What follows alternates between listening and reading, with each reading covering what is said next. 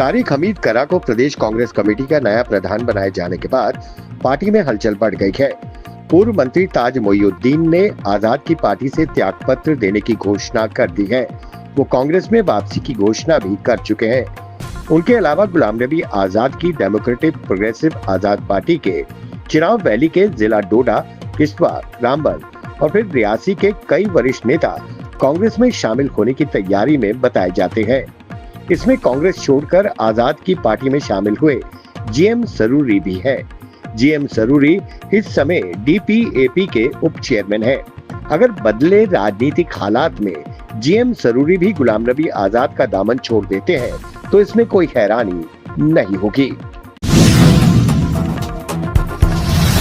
जिला चुनाव अधिकारी डोडा हरविंदर सिंह ने राजनीतिक दलों के प्रतिनिधियों के साथ आगामी विधानसभा चुनाव 2024 के लिए आदर्श आचार संहिता और चुनाव आयोग के दिशा निर्देशों पर चर्चा करने के लिए एक महत्वपूर्ण बैठक की।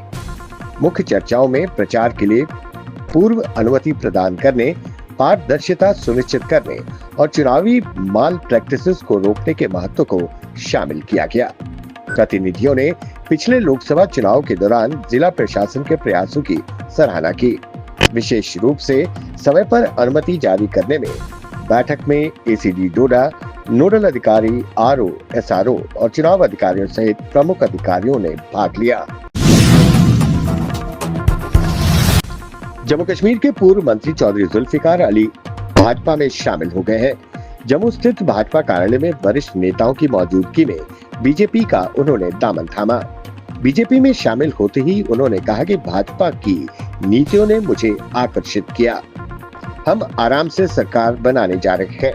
मुझे लगता है कि भाजपा ही लोगों के पास एकमात्र विकल्प है जो उन्हें न्याय दिला सकती है। उन्होंने कहा कि भाजपा की नीतियां और योजनाएं कतार में खड़े आखिरी व्यक्ति तक पहुंच रही है। इस मौके पर जम्मू कश्मीर प्रभारी जी किशन रेड्डी, राष्ट्रीय महासचिव तरुण चुग, जम्मू कश्मीर प्रदेश अध्यक्ष रविंद्र रैना व बड़ी तादाद में बीजेपी के वरिष्ठ नेता व कार्यकर्ता मौजूद रहे। जम्मू कश्मीर विधानसभा चुनाव की घोषणा होते ही कश्मीरी हिंदुओं में भी हलचल बढ़ने लगी है, क्योंकि सरकार इस बार विधानसभा चुनाव में 2 सीटें कश्मीरी हिंदू समुदाय के लिए सुरक्षित रखी है, जो कि सरकार द्वारा ही मनोनीत कर भरी जानी है। इसको लेकर कश्मीरी संगठनों में चर्चाएं शुरू हो गई हैं। वहीं राजनीति भी गरमाने लगी है। 1990 में कश्मीर में बने हालात के कारण तकरीबन 1.25 लाख कश्मीरी हिंदुओं को विस्थापित होना पड़ा था। आज अधिकांश लोग जम्मू, उधमपुर व देश के अन्य राज्यों में विस्थापित जीवन यापन कर रहे हैं। इन लोगों ने शुरू से मांग की थी कि विधानसभा में इनका प्रतिनिधित्व होना चाहिए ताकि वो अपनी आवाज बुलंद कर सके। इन्हीं मांगों को पूरा करते हुए 2 सीटें कश्मीरी हिंदुओं के लिए रखी गई।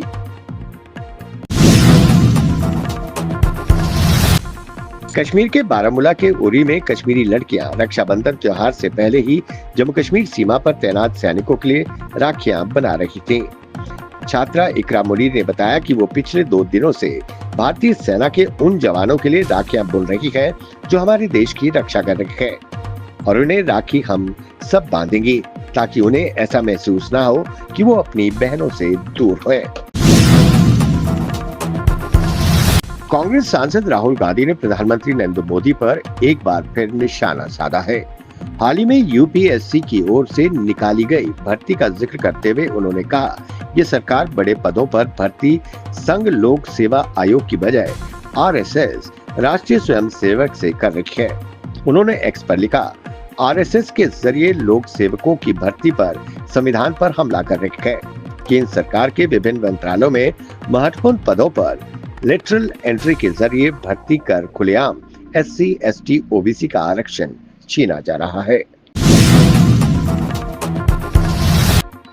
कोलकाता के आरजीकर मेडिकल कॉलेज में महिला डॉक्टर की दुष्कर्म के बाद हत्या की घटना से बंगाल सरकार बैकफुट पर नजर आ रही है। इस घटना को लेकर देश भर में विरोध प्रदर्शन हो रहे हैं।